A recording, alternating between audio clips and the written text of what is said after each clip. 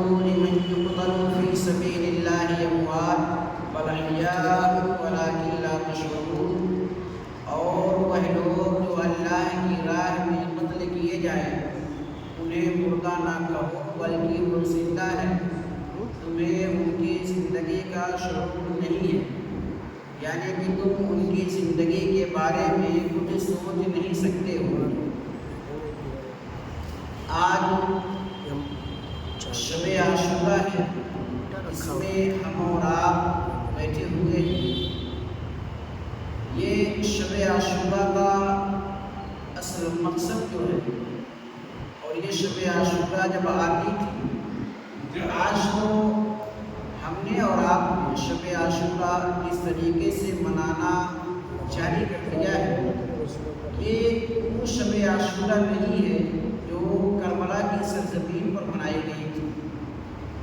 آج سے 1400 برس سے پہلے جو شب عاشورہ منائی گئی تھی، اس میں اور آج کے شب عاشورہ میں بہت فرق ہے.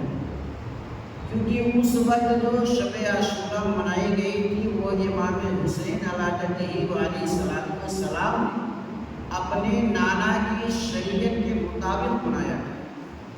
اور آج ہم اسلام جو شب عاشورہ منا رہے ہیں، یہ نبی کی شریعت کے مطابق نہیں بلکہ اپنی طبیعت کے مطابق منا رہے ہیں. اس وجہ سے شب عاشورہ میں اس ٹائم پہ جو منائی گئی اور آج جو منائی جا رہی ہے اس میں فرق ہے. من جملہ یہ کہ آج یہ ذکر امام حسین کی محفل ہے، جو ہم 10-20 لوگ جو بھی بیٹھے ہوئے ہیں، یہ ذکر امام حسین.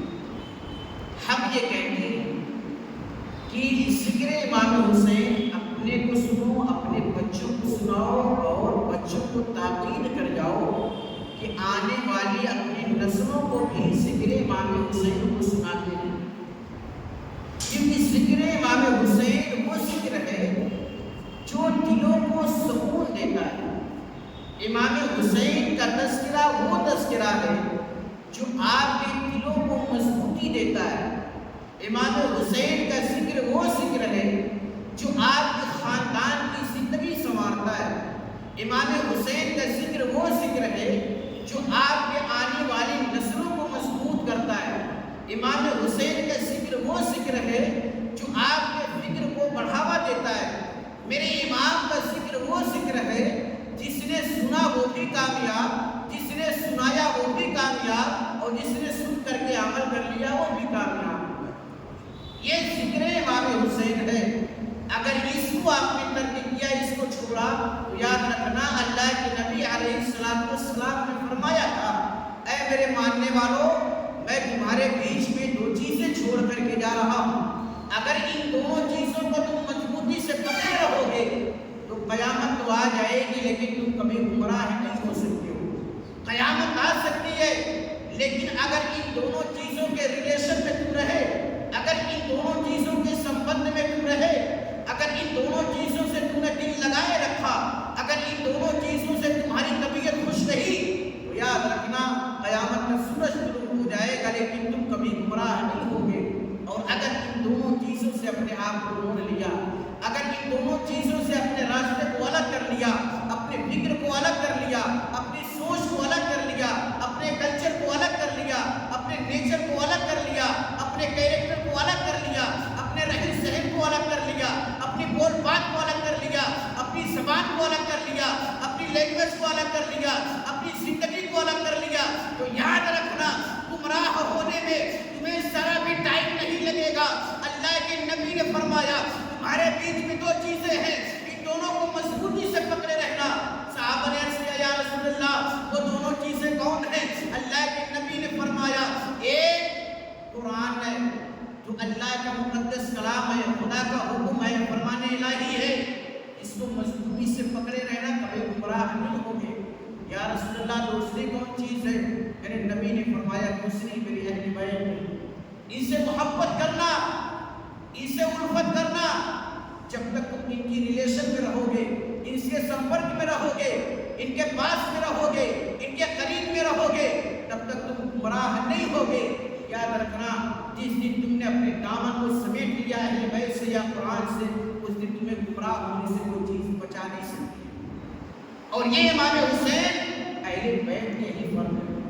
इमाम हुसैन, हसन, फातिमा, अली, नबी आखिरुज़्ज़मा, ये हैं 5 तन जिनको हम बंदतन कहा करते हैं। अहले बैत में इमाम हुसैन, और इमाम हुसैन का जिक्र कोई 2-4 तफसीर सुनता है, कोई साल सुनता रहता है, लेकिन एक चीज तो कन्फर्म है कि मैंने आगे साल भी कहा था, आज भी कह रहा हूं, ये जिक्र ऐसा जिक्र है जब कभी इसे छेड़ा जाता है ना तो 80 साल के बूढ़े इंसान के भी आंख में आंसू आ जाता है।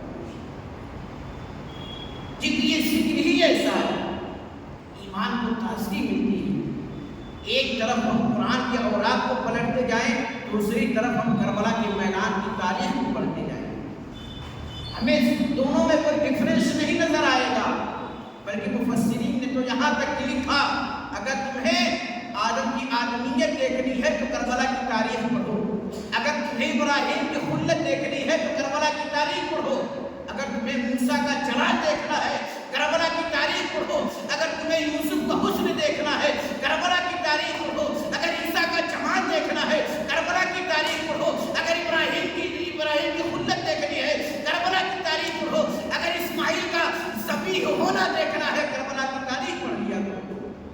सारी हिस्ट्री समेट करके करबला में एक दिन आ गई थी 61 हिजरी, सारी चीजें आपको करबला में मिलेगी। कोई ऐसी चीज नहीं जो करबला की 10वीं तारीख को आपको इस्लाम की रिलेशन से इतनी सारी चीजें हैं, कोई ऐसी चीज नहीं कि जो करबला में छूट गई।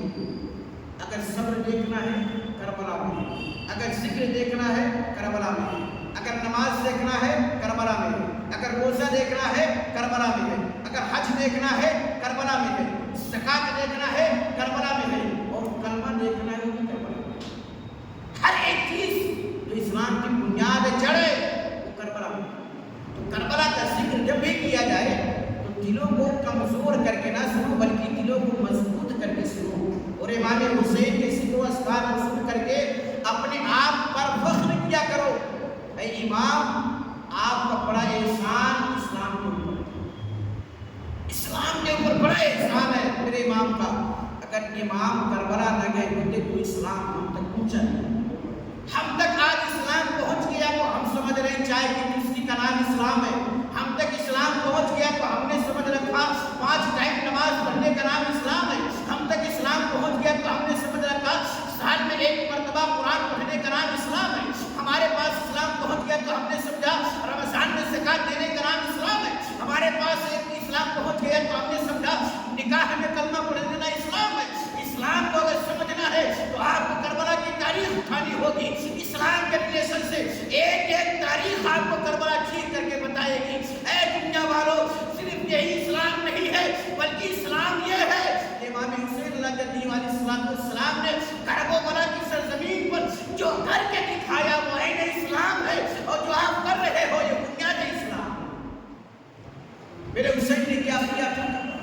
ये शब आशूरा जिसमें हम और आप बैठे हैं आके, ये शब जब करबला में आई थी तो आपको मालूम है 3 दिन के भूखे और प्यासे करबला के 72 हुसैन मेरे हुसैन के साथी जो गए थे वहाँ करबला की सरजमीन पर, बाद नमाज़ इशा मेरे इमाम ने सारे लोगों को बुलाया। उस वक्त की एयर कंडीशन वाली बिल्डिंगें नहीं हुआ करती थी, एयर कंडीशन वाले मकान नहीं होते थे। मेरे इमाम ने करबला की सरजमीन पर अपने तमाम चाहने वालों को बुलाया। उसमें सबसे ऊपर दराज जो थे उनका नाम हबीब इब्न मुज़ाहिर बताया जाता है। ये नबी अकरम सल्लल्लाहु अलैहि वसल्लम के सहाबी हैं।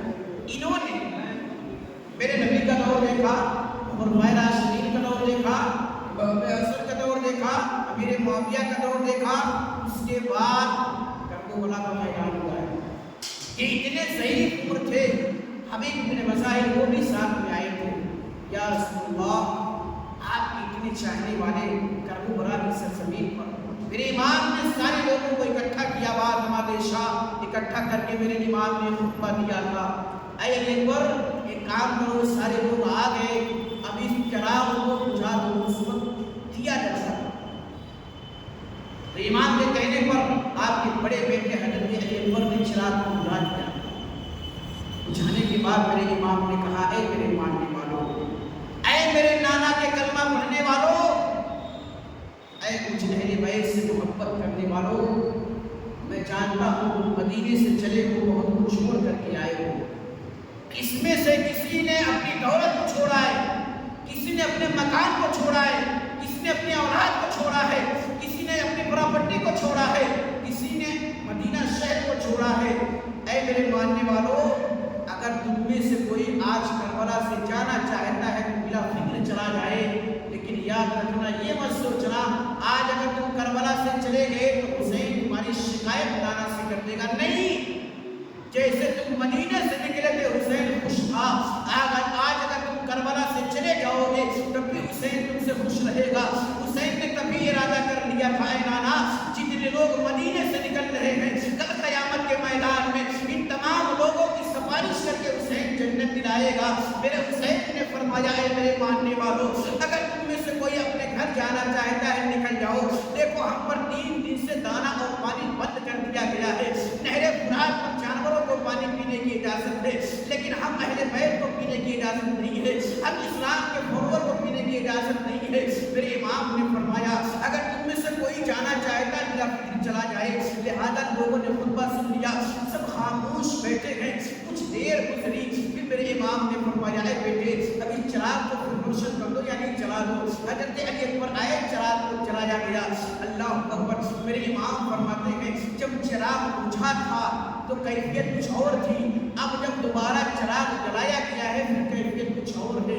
अल्लाह अकबर। इमाम हुसैन अलैहिस्सलाम फरमाते हैं, जब दोबारा से चिराग जलाया गया तो मेरी निगाहों ने देखा जो चेहरे, जो होठ अभी चिराग बुझने से पहले मुस्कुरा रहे थे, वो चिराग जलने के बाद रो रहे हैं, उन आंखों से आंसू गिर रहे हैं।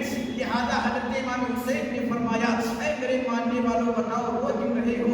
मैंने तो तुम्हें इजाजत दे दी थी, अगर तुम चाहते तो करबला छोड़ करके चले जाते, तुम्हारी जान बच जाती, तुम्हारी जान का मुहाफिज में बन जाता, लेकिन ऐ मेरे मानने वालों, बताओ रो क्यों रहे हो? इतने में हजरत हबीब इब्न मज़ाहिर खड़े होते हैं लाठी लेकर के। मेरे इमाम से हबीब इब्न मज़ाहिर ने फरमाया, ऐ इमाम, हम जब मदीने से निकले थे हमने ये तो न सोचा था अगर आप पर कोई मुसीबत आ जाएगी तो हम पीछे हट जाएंगे। हमने ये इरादा करके ना सफर किया था ऐ इमाम कि जब आप करबला पहुंचोगे आप पर 3 दिन से दाना और पानी बंद कर दिया जाएगा, ये सारे लोग आप पर मुसल्लत होंगे। ऐ इमाम, हमने ये ना सोचा था कि उस टाइम हम आपका साथ छोड़ करके करबला से वापस चले आएंगे। चुनांचे सारी निगाहें हो रही थी। ऐ इमाम, हमने सिर्फ एक औलाद छोड़ी है, लेकिन आपके पास इतनी सारी औलादें हैं। हमने सिर्फ एक मकान छोड़ा है, लेकिन आपके पास इतनी प्रॉपर्टी है। हमने सिर्फ थोड़ी सी दौलत छोड़ी है, लेकिन ऐ इमाम, आप वो मदीना छोड़ करके आए हो जहाँ आपकी पैदाइश हुई है। आपने वो मदीना छोड़ा है जहाँ आपने चलना सीखा है। आपने वो मदीना छोड़ा है जहाँ आपने पढ़ना सीखा है।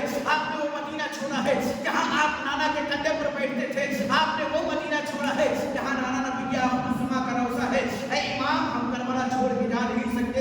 लिहाजा मेरे इमाम ने फरमाया, ठीक है, अगर तुम करबला से वापस नहीं जा सकते तो एक काम करो, आज की रात जो है ना, शब आशूरा की रात, हमारे पास तो आज रात मुहैया है, जो प्रेजेंट टाइम रात चल रही है, ये शब आशूरा आई थी। जब मेरे इमाम ने फरमाया, ऐ मेरे मानने वालों, आज की शब जाओ अपने अपने खेमे में चले जाओ और जा करके अपने रब को राज़ी करो, और कुछ काम नहीं है। जो कुछ हुआ मर्ज़ी खुदा थी, जो कल होगा वो मर्ज़ी खुदा होगा। जाओ अपने रब को राज़ी करो। अल्लाह अकबर। मेरे इमाम की बात सुनने के बाद सारे लोग अपने अपने खेमे में गए, सारे लोग अपने अपनी जगह पर पहुंच गए। कुछ लोग कुरान पढ़ रहे हैं बैठ करके, कुछ लोग मुसल्ला बिछा करके रब की बारगाह में सजदा कर रहे हैं, कुछ लोग तस्बीहात पढ़ रहे हैं, कुछ ज़िक्र व अस्कार कर रहे हैं। मेरे इमाम ने एक मरतबा हर एक खेमे का चक्कर लगाया, जरा देखो कौन क्या कर रहा है। अल्लाह अकबर। वहाँ सब काम वो कर रहे थे जिससे रब राज़ी हो जाए, काम वो कर रहे थे जिससे खुदा हमसे राज़ी हो। अल्लाह अकबर। कोई दुआएं कर रहा है, ऐ मौला हमसे राज़ी हो जा। कोई सजदे में सर रख के कह रहा है, ऐ मौला हमसे राज़ी हो जा। कोई कुरान की तिलावत करके कह रहा है, ऐ मौला हमसे राज़ी हो जा। कोई तस्बीहात पढ़ के कह रहा है, ऐ मौला हमसे राज़ी होगा। लेकिन नबी का नामा امام حسین کہہ رہے تھے اے پروردگار عالم جیسے تو میرے نانا نبی خنسمہ سے راضی ہے ویسے آج حسین سے راضی ہو جا، جیسے تو نے نانا پر رحمت کیا ہے ویسے حسین پر رحمت کر دے، اے مولا جیسے نانا پر تو نے صبر و تحمل کا پہاڑ بنایا تھا ویسے آج حسین کو صبر کرنے کی توفیق عطا کر دے۔ پھر حسین یہ دعا کر رہے ہیں، اتنے میں رات کا آدھا پہر گزر گیا، دوسرا پہر آیا، صبح کا ٹائم جو ہوتا ہے نا، تہجد کا ٹائم، سحر سے پہلے کا ٹائم جو ہوتا ہے، اس دوسرے پہر میں میرے امام کی ایک بیٹی جسے دنیا حضرت سکینہ وہ آئی، آ کر کے پاپا کے پاس بیٹھی۔ بیٹیاں بڑی چلیدی ہوتی ہیں اپنے والدین، خاص کر کے باپ کی دعا۔ حضرت سکینہ آ کر کے میرے امام کے پاس بیٹھی، میرے امام نے فرمایا بیٹی سکینہ آج کی رات رب کو راضی کر لو۔ حضرت سکینہ نے فرمایا کہ بابا مجھ سے جو ہو سکا میں نے رب کی بارگاہ میں کہہ دیا۔ اے بابا دنیا کے والدین جب دنیا سے جاتے ہیں تو اپنے بچوں کو کچھ مناسب دے کے جاتے ہیں، کچھ تعلیمات دے کے جاتے ہیں، کچھ سوچ اور فکر دے کر کے جاتے ہیں۔ لہٰذا اے بابا سکینہ کی بھی یہ خواہش ہے آپ جاتے جاتے اپنی بیٹی سکینہ کو کچھ دے جاؤ۔ معلوم تھا نا کہ کل کا سورج طلوع ہوگا چہرے حسین دیکھتے دیکھتے، لیکن جب غروب ہوگا تو چہرہ حسین کا نہیں ہوگا۔ کل کا جب سورج طلوع ہوگا تو یہ کربلا کا میدان پورا بھرا ہوگا، کہیں سے علی اکبر کی خوشبو آ رہی ہوگی، کہیں سے قاسم کی جوانی کی خوشبو آ رہی ہوگی، کہیں عباس کا بازو لہرا رہا ہوگا، کہیں حبیب بن مظاہر کا جہد بڑھاپا دکھا رہا ہوگا، کہیں ہر کی تلوار گرج رہی ہوگی۔ لیکن معلوم ہونے کے باوجود بیٹی سکینہ نے پراپرٹی کی فرمائش نہیں کی۔ بیٹی سکینہ نے یہ نہیں کہا بابا ہماری پراپرٹی کہاں کہاں ہے ہمیں بتا دیا جائے، کہیں ایسا نہ ہو آپ کے انتقال کے بعد لوگ ہماری پراپرٹی پر قبضہ کریں۔ حضرت سکینہ نے فرمایا بابا میں یہ چاہتی ہوں آپ جاتے جاتے نہ اپنی بیٹی سکینہ کو قرآن پڑھا۔ حضرت سکینہ سے میرے حسین نے فرمایا جاؤ قرآن لے کے آؤ۔ رات کا پہر ہے شب عاشورہ کا، میرے حسین نے فرمایا جاؤ قرآن لے کر کے آؤ۔ حضرت سکینہ دوڑی گئی، پھوپھی زینب کے پاس پہنچی، وہاں سے قرآن اٹھایا اور لا کر کے اپنے بابا کے پاس بیٹھ گئی۔ دنیا کہتی ہے اے لوگوں دنیا سے جاتے جاتے اپنے بچوں کو کچھ دے کر کے جاؤ۔ میرے امام نے فرمایا اگر کچھ دینا ہے تو تعلیم قرآن دے کر کے جاؤ۔ یہ قرآن وہ چیز ہے جو بچوں کو زندگی سدھارنے کے بھی طریقہ بتاتا ہے، یہ قرآن وہ چیز ہے جو بزنس کا بھی طریقہ بتاتا ہے، یہ قرآن وہ چیز ہے جو ڈاکٹری کی بھی لائن بتاتا ہے، یہ قرآن وہ چیز ہے جو پروفیسر بھی بناتا ہے، یہ قرآن وہ چیز ہے جو انسان کو لائر بھی بناتا ہے، یہ قرآن وہ چیز ہے جو انسان کو جج بھی بناتا ہے، یہ قرآن وہ چیز ہے جو انسان کو عالم بھی بناتا ہے، قرآن وہ چیز ہے جو انسان کو مفتی بھی بناتا ہے۔ لہٰذا دنیا کا کوئی ایسا لیبل نہیں ہے جو قرآن سے چھوڑ کر کے ہو، جو کچھ انسان بنتا ہے قرآن کے ذریعے سے بنا کرتا ہے۔ میرے حسین نے اپنی بیٹی سکینہ کو الحمد شریف سے قرآن پڑھانا اسٹارٹ کیا۔ سورہ ناس پر جب میرے امام ہوگی نہ پڑھنے لگے، حضرت سکینہ فرماتی ہیں اے میرے بابا دنیا کے بچے جب قرآن پڑھتے ہیں تو والدین مسکراتے ہیں لیکن آپ رو کیوں رہے ہو؟ میرے امام نے فرمایا بیٹی سکینہ آج کربلا میں تیرا بابا قرآن شروع تو کرا دے رہا ہے لیکن حسین کو معلوم نہیں کہ تیرے قرآن کا اختتام کون کرائے گا، یہ قرآن مکمل کہاں کرے گی یہ حسین کو معلوم نہیں، اس وجہ سے گناہ آ رہا ہے۔ حضرت سکینہ کو قرآن پڑھایا گیا۔ قرآن پڑھانے کے بعد حضرت سکینہ گئی اپنے خیمے میں، صبح صادق ہونے والی تھی۔ میرے امام نے اپنے بیٹے حضرت اکبر کو بلایا، اکبر ہاں بابا جاؤ کربلا کی سرزمین پر حسین کی موجودگی میں اذان فجر دو، فجر کی اذان دو۔ حضرت اکبر تیاری کرنے لگے۔ میرے امام نے فرمایا کہ اکبر جب اذان دے دینا فجر کی، اس کے بعد ذرا کربلا کے میدان کا جائزہ لے لینا، ایک مرتبہ دیکھ لینا کربلا کی سرزمین پر کہاں کس کا خیمہ لگا ہوا ہے، کوئی ایسی چیز تو نہیں جو اہل بیت پر انگلی اٹھائے، کوئی ایسی چیز تو نہیں جو علی اکبر گئے اذان دی، اذان دینے کے بعد جب فجر کی اذان ہو گئی حضرت علی اکبر پھر آئے اور خیمے کا جائزہ لے رہے تھے. خیمہ دیکھتے دیکھتے حضرت علی اکبر میدان میں ایک ایسی جگہ پر پہنچے جہاں ایک خاتون اپنے بالوں سے سرزمین کربلا کو جھاڑو دے رہی تھی. اللہ اکبر. علی اکبر نے پوچھا اے خاتون بتاؤ بات کیا ہے، وجہ کیا ہے جو اپنے بالوں سے اس سرزمین کربلا کو جھاڑو دے رہی ہو، آخر ماجرا کیا ہے، میں تمہیں پہچانتا نہیں. چنانچہ کچھ آواز نہیں آئی، وہ خاتون بالوں سے سرزمین کربلا کو صاف کر رہی تھی. حضرت علی اکبر نے 2-3 بار آواز دی لیکن کچھ جواب نہیں آیا. علی اکبر لوٹ گئے. جانے کے بعد بابا سے کہا بابا آپ کے حکم کے مطابق میں نے فجر کی اذان دے دی ہے، لیکن اے بابا آج کربلا کی سرزمین پر میں نے ایک منظر دیکھا ہے. یہ کربلا جہاں ہم پر 3 دن سے دانا اور پانی بن رہے، یہ کربلا جہاں کے لوگ ہمارے خون کے پیاسے ہیں، یہ کربلا جہاں اسلام کو مٹانے والے لوگ ہیں، یہ کربلا جہاں نانا کی شریعت کو بدلنے کی بات کی جا رہی ہے، یہ کربلا جہاں اسلام کے فالوور کو مٹانے کی بات کی جا رہی ہے، یہ کربلا جہاں کعبے کی حرمت کو نیلام کیا جائے گا، یہ کربلا.